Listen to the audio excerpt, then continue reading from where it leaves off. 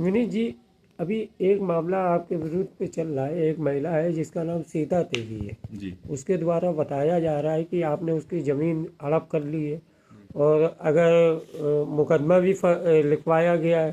जी। और उनका मतलब सोशल मीडिया के माध्यम से कहा जा रहा है कि अगर विनीत सिंह के ऊपर कार्रवाई नहीं होती है, अपने ऊपर आग लगा के आत्महत्या कर लूँ। क्या मामला है पूरा?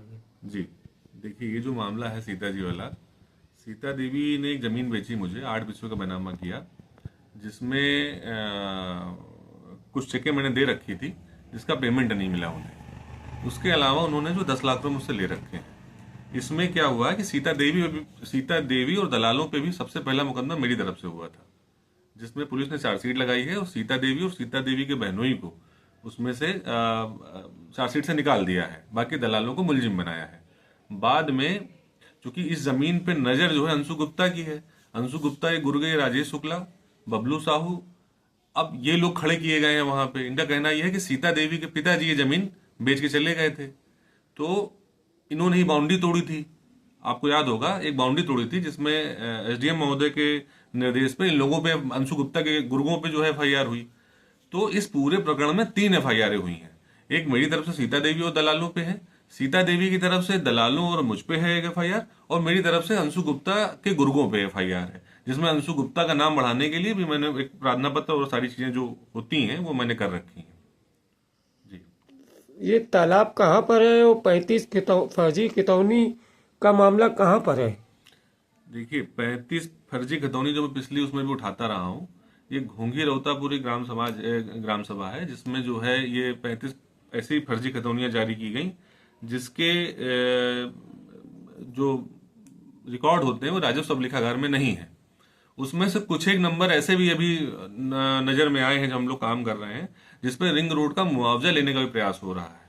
तो आप ये समझिए, तकरीबन 150 करोड़ रुपए घोटाला हुआ है, जिसको उजागर जब मैंने किया तो अंशु गुप्ता के द्वारा तकरीबन जो है 5 से 7 प्रार्थना पत्र जो है थाना गंगा घाट में डलवाए गए हैं। मैंने किसी को मारा है, किसी की चेन छीन ली है, किसी का मोबाइल छीन लिया है, और जब उससे कुछ नहीं हो पा रहा है तो ये सीता देवी को पकड़ के लेके आए हैं। और मुझे ये आशंका है कि कहीं मुझे फंसाने के लिए सीता देवी की हत्या ना करा दें ये लोग। तो मैं जिला प्रशासन के नजर में ये बात डालना चाहूंगा कि सीता देवी की सुरक्षा की पूरी जो है व्यवस्था देखे जिला प्रशासन, क्योंकि इतने गंदे और नीच किस्म के लोग हैं, ये उसकी हत्या भी करा सकते हैं, और कहीं ना कहीं मुझ पे वो आरोप डालने का प्रयास करेंगे भविष्य में।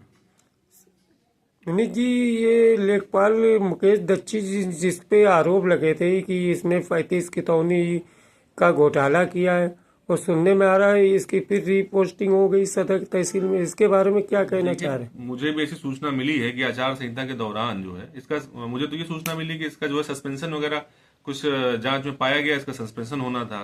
लेकिन जो है सदर विधायक पंकज गुप्ता के दबाव में वो सस्पेंशन रोका गया और इसकी पुनः रिपोस्टिंग कर दी गई है सदर तहसील में। अब इसमें सत्यता क्या है ये मुझे नहीं पता, लेकिन जो सूत्रों से पता चला सत्य यही है। अब इसके लिए तो आप जिलाधिकारी महोदय से पूछें कि किसके दबाव प्रभाव में उन्होंने अगर किया है तो कैसे कर दिया। आचार संहिता में तो ट्रांसफर पोस्टिंग का अधिकार डीएम को भी नहीं है। मुख्य निर्वाचन अधिकारी के बिना संस्तुति की कोई पोस्टिंग नहीं हो सकती। अंशु गुप्ता फर्जी पासपोर्ट का क्या मामला है? अंशु गुप्ता ने जो है पासपोर्ट हासिल किया, चूंकि हिस्ट्री सीटर रहा है, गैंगस्टर रहा है, 307 जैसी धाराओं में जो है इस पे मुकदमे दर्ज हैं। तो अभी तो क्या, ये पंकज गुप्ता का भूमाफिया चेहरा है। पिछले 12.5 सालों में ये जो गुप्ता जी का कार्यकाल रहा है, अब ये कार्यकाल में तो वीडियो में अपना ये इंटरव्यू दिए तो छोटी छोटी सड़कों को संजाल बिछाते रहते हैं। उसके अलावा इसने जो है ग्राम सभा से लेकर के वो तमाम जो है किसानों की जमीन जो है कब्जा करके बेच डाली है। तो तकरीबन 2,000 करोड़ का साम्राज्य खड़ा किया है इसने, जिसमें बाकायदे पंकज गुप्ता पार्टनर है।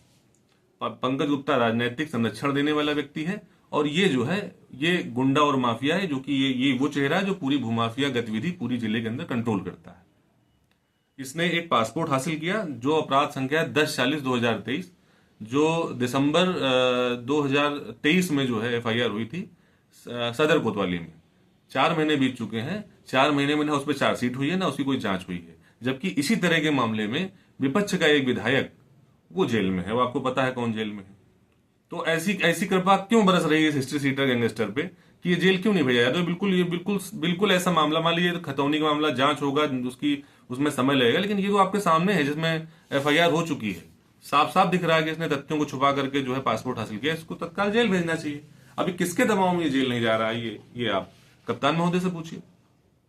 सर विनीत जी, एक मामला और सामने आ रहा है कि इतना बड़ा घोटाला जी और बराबर न्यूज चैनल पेपर में प्रकाशित हो रहा है जी और विपक्षी आपके विपक्ष विरोध में भी खबर प्रकाशित कर रहा है, आपको भी वो माफिया बता रहा है। और जबकि साच आधार उनके पास देखा जाए कोई ऐसा नहीं ना जिसपे आपको वो माफिया कहा जाए।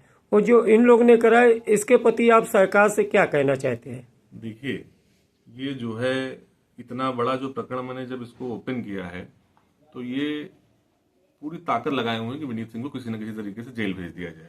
इससे पहले मैं आपको बताऊं, जब इस प्रकरण को प्रमोद जी ने उठाया था तो प्रमोद जी और उनके परिवार पे एक एफआईआर दर्ज की गई कि सरकारी जो है, जब वहां पे कोई तहसील का व्यक्ति गया तो उसके कागज जो फाड़ दिया और उसके साथ मारपीट की, वो फर्जी मुकदमा दर्ज किया गया और उसके एवज में प्रमोद जी के पिताजी को 3 दिन जो है थाने में बिठाल के रखा गया। अब आप समझ लीजिए, तो वो आदमी तो डर के मारे बैठ गया। अब ये मामला मैंने उठाया है तो मेरे साथ कुछ ना कुछ तो करने का प्रयास करेंगे, बाकी तो ये कुछ कर नहीं पा रहे हैं। मेरे ऊपर एक मुकदमा लिखा हुआ है, वो मुकदमा क्या है कि मैंने उसको पैसे नहीं दिए। अब मैं आपको एक बात और बताऊं, वो जो एफआईआर है जो मेरे ऊपर लिखी है, जो सीता देवी की तरफ से, इसमें जो लड़की कह रही है कि जो है मैं तेल डाल के आग लगा लूंगी विनीत सिंह की गिरफ्तारी हो, उसमें 4 मुलजिम और हैं, उनका नाम क्यों नहीं लिया जा रहा है? आप ये पूछो कि इस लड़की से मेरी कितनी मुलाकातें हुई हैं, कितनी बार मैं मिला हूं, किसने इसको पैसा दिलाया, कौन किसको मेरे पास लेके आया, तो ये सब भी जांच का विषय है। तो अब ये बात उठती है कि जो है इतना सब कुछ बराबर जो है मैं इसमें जो है इस पे प्रार्थना पत्र दे रहा हूँ, रजिस्ट्री के द्वारा मैंने भेजा है, मुख्यमंत्री जी के यहाँ तक भेजा हुआ है, अभी मुख्य निर्वाचन अधिकारी को भी मैंने प्रार्थना पत्र लिखा है। उसके बावजूद जो है ये इसकी जांच क्यों नहीं हो रही है? आप ये आप जिलाधिकारी महोदय और जो है एसपी उन्नाव से पूछिए आप कि ऐसा कौन सा दबाव है जिसकी वजह से जो है आप जो है इसको अंशु काने को जो है बचा के रखे हुए हैं। अभी तो एक फोटो ऐसी आई जिसमें जो है मंच पे कप्तान साहब के साथ खड़ा था ये जो है अंशु काना।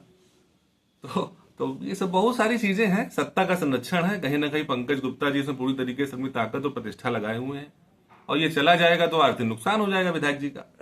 जी, जैसा कि विनीत जी, एक बात संविधान में भी लिखा है, अगर कोई भी महिला जी, शासन या उत्तर प्रदेश शासन या प्रशासन को इस तरह की चुनौती देती है, मैं आत्महत्या कर लूंगी और तेल डाल के आग लगा दूंगी, और ये प्राविधान है कानून में, उसके ऊपर भी कार्रवाई होनी चाहिए और की जाना चाहिए।